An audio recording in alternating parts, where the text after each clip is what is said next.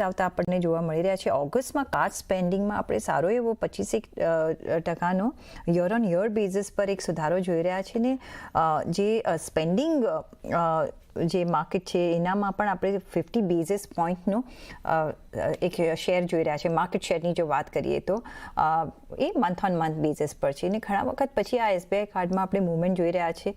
કઈ રીતના તમે જોશો?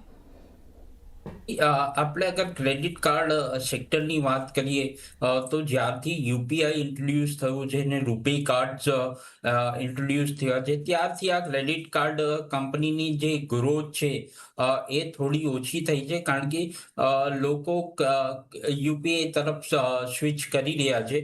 તો લાસ્ટ 2-3 વર્ષથી આ કંપનીનું જે પરફોર્મન્સ આપણે જોઈએ તો એટલું બધું સારું નથી આવ્યું અને આગળ જતાં બી મને લાગે છે કે એકદમ સારું ગ્રોથ કરશે એવી અપેક્ષા નથી મને.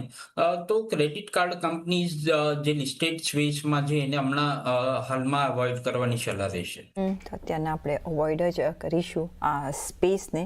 આજે ઓફકોર્સ જે ન્યૂઝ છે એના લીધે આપણે 1.25% આપણે અહીંયા મૂવમેન્ટ જોઈ રહ્યા છીએ. ક્વિકલી